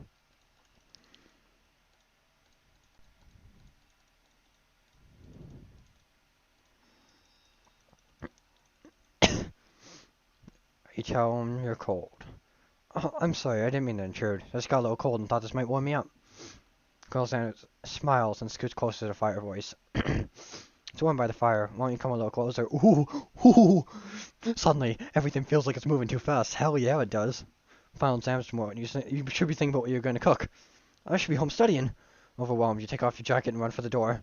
But the thought of leading Colonel in the midst of such an emotional breakthrough gives you a pause. You stop yourself. Colonel? Yes, Bew. Alice, you think this may be the beginning of something wonderful. I think you're right. We should take things slow. Talk late into night and drift off into slumber. Ah, dream sequence. You wake to beautiful morning in Colonel Sanders' hideaway. Did you make the right decision on how to respond to Colonel Sanders? Only time will truly tell. Today's the day that could change the rest of your life. You think about the new secret ingredient you just learned about. Blank. In some jurisdictions, blank isn't even legal. But if the recipe is secret, how they would know? It's probably weed. Sorry about that. Your thoughts are interrupted when Colonel Sanders emerges into the room. He's holding a gorgeously plated breakfast, and your mouth waters at the sight of it. Show me the breakfast. It's simple breakfast I just whipped up. It's meticulous. Ooh, what is that? Taste Colonel Sanders' food, and it takes you on a journey. When you return, he's waiting to ask you an important question. So, would you say that we're a perfect match? How presumptuous. My cuisine and your taste buds, that is. Such confidence, such grace. Could he be the world's greatest gift to cookery? Let's flatter a bitch. You know, I think we might be a great team. A single tear begins to pool in the corner of his eye as he gazes out the window. I'm with the right business partner. I know I can't fail. Business partner? Could be talking to you? It's all happening so quickly. We met yesterday. No, 2 days ago. Overcome with emotion, confused by your feelings, you're on the verge of tears, unable to speak. And the only answer that you can find is to run out of the door and get home. Still more one day at school, after all. The University of Cooking School Academy for Learning waits for no one. Get home to find something very surprising. Your best friend is there waiting for you. Where have you been? Because I had one heck of the night. I've been desperate to talk to you, but I couldn't find you, so I got worried that something happened to you. It's okay, I was just... But now that it turns out you're fine, you can finally get up to speed on the saga of Miriam. Sure, but you will not believe what happened after school yesterday. I went on a date. I think I can believe that. Since I've been partnered up with Clank, he asked me to go out with him. Of course, I told him you better keep your dials turned to polite and respectful. I'm not that kind of girl. But he was just interested in spending some one-on-one time together and getting to know me. So I said, yeah, sure. So I can get to know the little metallic guy. Long story short, he took me skydiving with his friends, but then quickly spiraled out of control. Did you just say skydiving as if that's a typical first date to go on with a talking pressure cooker? But now I'm not really sure where we stand. You don't give me any time to tell her the whole story, however. Bottling up the details of your night is just too much to bear. And, I went on a date too, back to Colonel Sanders' house, where I spent the night with him. You what? Nothing happened, but the emotional connection. Whew! Wowzers. Miriam tells you to move on from this whole Colonel Sanders. If being obsessed with Colonel Sanders is wrong, you don't want to be right. After a short argument, you both agree to go your separate ways. Ah, no, it's the bitches. When you arrive at school, you encounter your rivals in the quad. Know from a distance they're picking on Pop, though he himself may not quite grasp this fact, because you know, he's Pop. What's a swirly? It sounds delicious. Oh, that's great. Well, what do you want up right away? I have a swirly with my sprinkles, please. Sprinkles is a dog and a treat. You can tell, you can get your swirly dip too. Why don't you pick on someone your own size? Thoughts? Because I'm literally the biggest person in the world. There is that horse that Colonel Sanders rides to school. Who would dare pick on such a beautiful and gentle creature? You've got some nerve, Bew, that I suggest I pick on a defenseless horse. What the fuck was I saying? Suggest that I pick on a defenseless horse. Now you're just twisting my words, and I won't have it. You clench your fists, but the injury from yesterday's mixer accident makes you wince with pain. Doesn't look like you can go on cooking with that. Might as well just give up. I'll never give up. Ever. Colonel Sanders arrives. Ah, fucking ho. Colonel Sanders arrives just in time as it appears things are close to boiling over. Naturally intuitive person, he senses that something has been going on. Is everyone excited for the final day of school? Bew, how's that hand feeling? I'm sure you'll be back fighting for him by this afternoon. Aren't you concerned about my hand, Colonel? Yesterday I almost broke a nail winning so hard. Technically, I don't believe a winner was decided, but your presentation was quite impressive. What is he doing complimenting her? What about the... Oh, that's... I can't... This game feels so, like, weirdly sexual for Colonel Sanders dating sim. What about the flavor of my delicate, warm, gooey chocolate sauce? His face is... He has the same fucking reaction as me. It was clear that you're passionate about how your food was received. That's a lot of words to say it was bland. Excuse me, Bew. I am more than capable enough to speak for myself. Maybe you could tell me more of your thoughts on as we walked into class, Colonel? I'm always interested in discussing the fine art of food. See you inside, Bew. Annoyed by Colonel Sanders' inability to see Ashley for who she really is, for who you know she really is, you walk across the squad to get some distance. Pardon me. An attempt to distract yourself from how slighted you feel by that interaction. With Ashley, you take out the spellbook you recovered yesterday and start flipping through the pages. Wow, is that the book? It looks like bad news. It's just something I found lying around. It would appear to be some sort of grimoire, but I don't really believe in that magic stuff. A grimoire? Like a book of spells? I don't know. Who would spend so much time decorating a magic book if it really wasn't powerful? I can think of one surefire way to find out. You open a page covered arcade warnings. Cast only in case of extreme emergency, it says around the edges of the page. I could use a spell here that says to erase anyone I choose from all my memories. If I scrub out Colonel Sanders, it will probably help me focus better on my upcoming final exam. That's way drastic. Can you do something else, like anything else, not root and dark magic? Maybe tie a string around your finger. Okay, fine. It is drastic, but desperate times call for desperate measures. You got a memory erasing spell sitting right in front of you, and a pretty good excuse for trying it out. Don't do it. You take your friend's advice and put the book away. It's almost time for class. Sprinkle is already in the room, waiting for students to arrive. He clears his voice to make a quick announcement. I want you all to know, I feel something of a dog moment coming on, but I assure you, it's nothing to be afraid of. His cute little nose just scrunch up as he... let's wait to see what happens. I'm not going to embarrass myself again. Sprinkle stops in his tracks. He focuses on the window. The room is deadly silent. You follow his gaze. You see a tiny orange squirrel perched on the cherry tree outside. Sprinkle turns feral and runs to the window of the classroom. He begins barking uncontrollably at the squirrel outside. Terrence, I told you never to come back here. Terrence, I will destroy you. Terrence! Sprinkles is barking ferociously. Drool flying off his face. The squirrel looks over, but doesn't say anything back. You wonder, is that even talking squirrel? Who named it Terrence? Oh, jeez. Ah, jeez, Rick. You better not show your chubby cheeks around here ever again.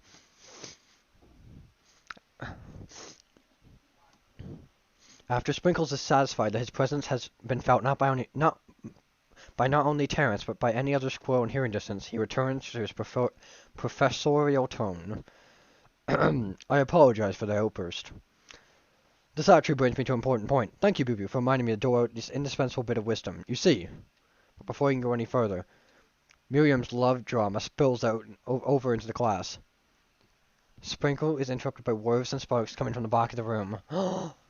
I told you to save it for after class. Bzzzt, bzzzt. You think I want to get thrown from a plane strapped to a stranger? Miriam and Clank. Oh, fuck off. Not the Colonel Sanders. Give me a second. Let me ban you.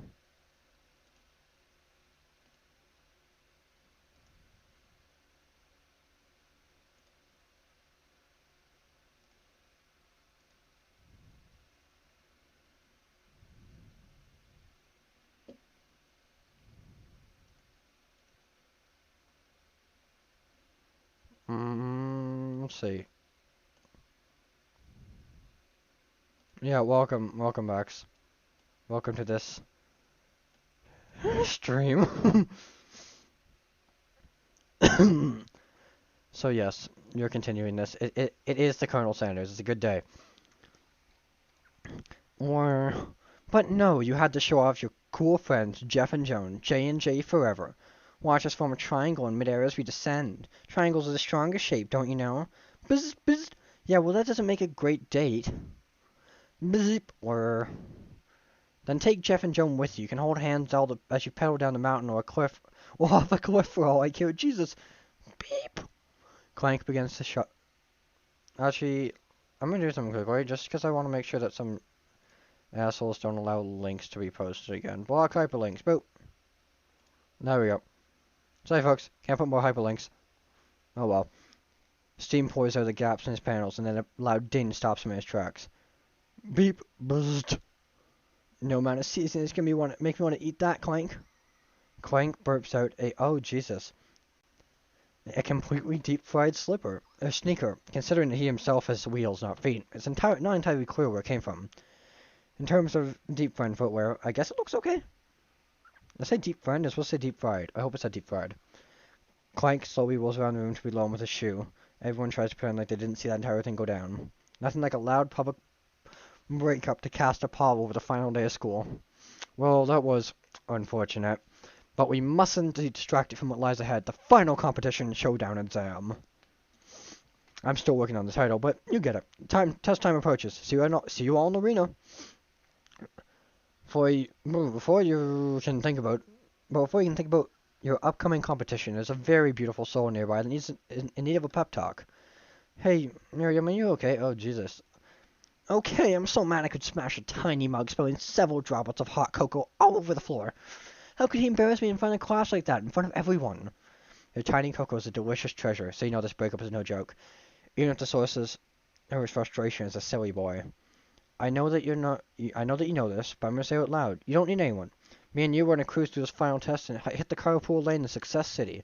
Miriam brightens up, imagining the wind rushing through her short bangs, but she hesitates to embrace feeling all the way. You're not gonna saddle up with Colonel Sanders, Stallion, and ride off into the sunset without me? Of course not. Well, maybe. I'm sure there's a pony out there with your name on it, and a ranch big enough for both of us, whoever else we want to bring along. If it's not Papa Clank or anyone else you meet today, tomorrow, or this whole year, so what? You're a special person. You shouldn't settle for the first someone to show a little interest anyway. Miriam gives you a big hug and wipes the tears from her cheeks. Ah, I really should review my menu for today. I'm going to make a very special soup, and I bet that Professor Dog is going to love it up. While you're prep talking Miriam, you completely miss lunch, but that's okay. You had a better idea how to spend the time before the exam.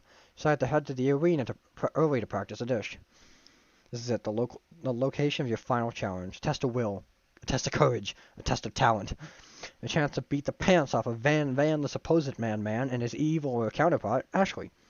As planned, you run through a quick test of the recipe that you've been working on. Bubu's famous chicken pot pie. After practicing for months, making this dish comes second nature to you, and you're able to quickly get the fresh pot pie in the oven as soon as you do. Your cram session is interrupted by Colonel Sanders. Bu, what are you doing here? There's still time before the final exam. Just taking it all in. I'm big in visualizing success. I'm looking at my station and picturing victory. Pot pie is still begun to bake. and now the smell is slowly filling the space around you. Visualizing, huh? Not too bad. I was hoping you're in here cooking something delicious. But the last you usually happily share your food with anyone, but the last time you let Colonel Sanders get in your head, it cost you a cook-off. You decided it's time to put your cooking skills above your romantic desires, but the decision gets hard to stick to when ignore it like you're. I want to win though. Fine, I'll fess up. Okay, you got me. I'm doing a little more than visualizing. I know, my nose can smell pot pie from 100 yards. That's an oddly specific distance, but you expect nothing less from such an oddly specific man. You know the pot pie from the smell? Not just a pot pie, but a chicken pot pie, with an all butter crust. And my nose will tell me something else. Oh no, is it burning? Haha, no. No, I can smell that it was made with a heaping help of TLC. But it'll probably start burning in a second if you don't pull it out. Moment of truth. Wow, oh fuck, why is it in a bowl? Wow, it's the best pot pie I've ever tasted. I've always loved country cooking, and I could eat this all day. There's no time left. The final showdown is about to begin. Sprinkle lays down the ground rules. There are no rules. Okay, except to cook with everything that you've got. You step forward for the cookout of a lifetime. Decide that mac and cheese plus the pot pie you've been practicing are just the dishes you'll need to push off onto the edge of victory. Meanwhile, both Van and Ashley are preparing widely elaborate dishes per their usual over-the-top selves. This music is nice. Miriam has her giant magnifying glass and several sets of tweezers. She's definitely prepared to go big by going small. Colonel Sanders seems to be harnessing 11 herbs and spices, but he's gonna find a way to improve some. But he's trying to find a way to improve something perfect. His original, was that not trademark, whatever that is, fried chicken. The intensity of the room starts at a full 10 out of 10 with a frenzy of action. Everyone is calling out really cool cooking moves as they prepare their food. Wow, this is getting serious. Colonel Sanders batters chicken as it levitates through the air. Egg wash. Miriam furiously injects ingredients into an itty-bitty pot of broth. Best friend Baster Blaster.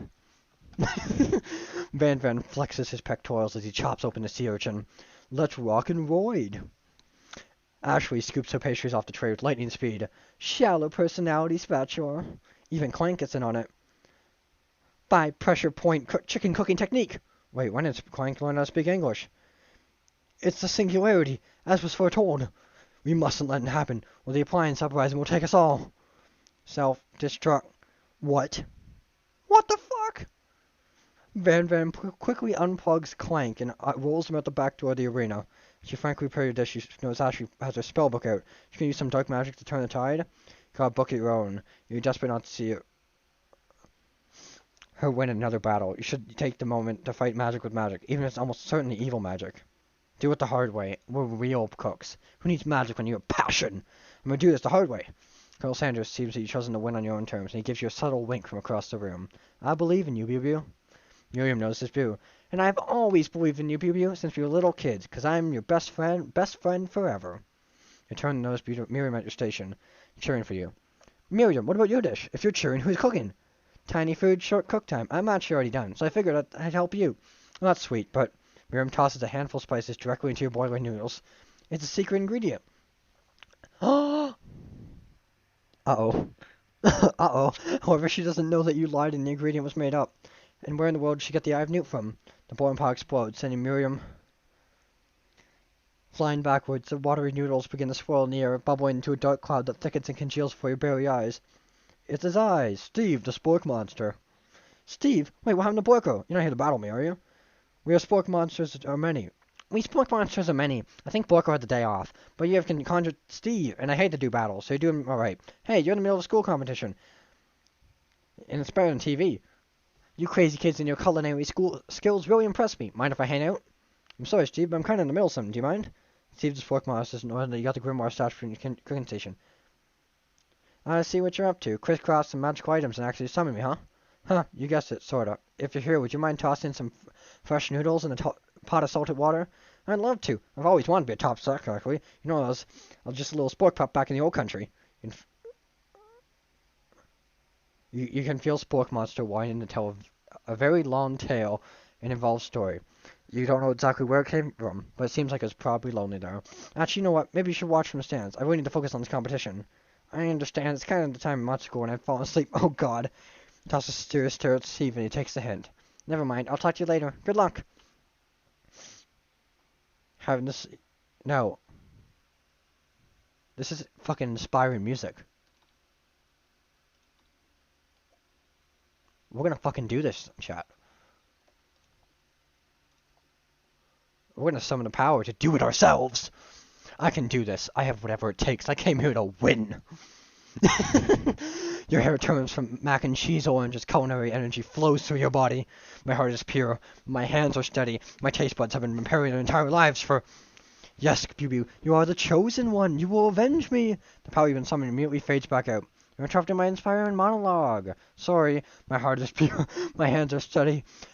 My taste buds have been preparing my entire lives for the moment. I will show the world my cookery.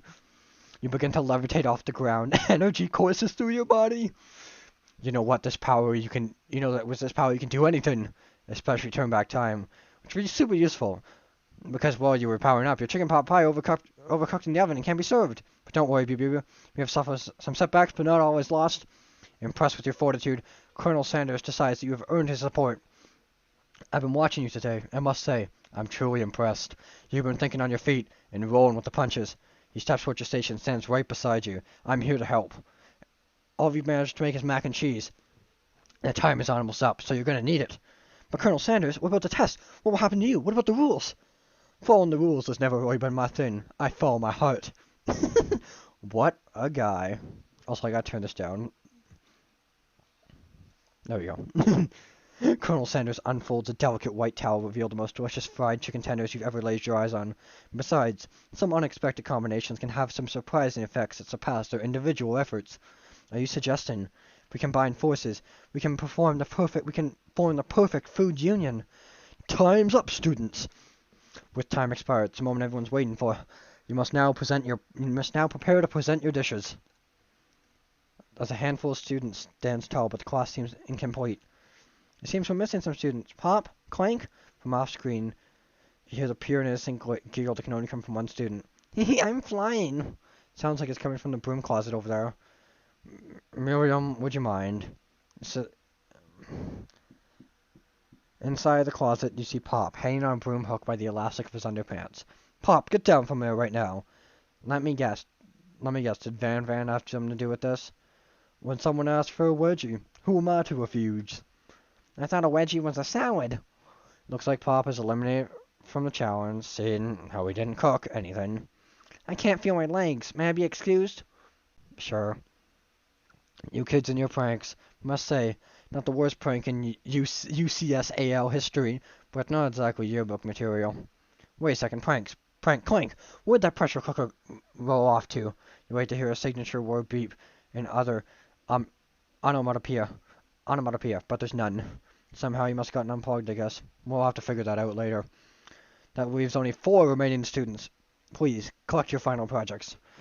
It has been a long semester. Wow, 3 whole days. But after days of hard work, the time has come for me to eat. Miriam, please step forward. Now describe your dish. I've made tender udon noodles in a savory soup. My word is so delicate. In a teeny tiny narutomaki, I spy afloat in... Oh, is that a teeny tiny narutomaki I spy afloat in this itsy bitsy bowl? Yes, chef. Please call me Sprinkles. Chef is my father's name. Yes, Sprinkles. And the green tea is made from baby tea leaves I picked myself. Sprinkles carefully sniffs around the dish before opening his mouth and letting just the tip of his pink dog tongue touch the bowl. Sublime. Would anyone else like a taste? Oh, come on, I'm not one of those dogs who doesn't floss. I even have a really cute electric toothbrush for dogs. Fine, I'll do it myself. In a flash, the entire meal has been devoured. Not that it took much, it was less than a thimble's worth of soup. A+, rarely do I taste a dish with as much love poured into it as yours. Oh, pardon me. Miriam is overjoyed. She gives you a huge hug. Thank you, Vubu, for helping me believe in myself. Van, you're up next. Now describe your dish. I made uni over smooth egg custard in an axe-horn urchin shell, topped with caviar. Did you skewer one type of urchin with spines from a second different type of urchin? Yes, Sprinkles. A bit much, don't you think? That's exactly why I did it. A bit much is my brand. It doesn't look cool. Sprinkles leaves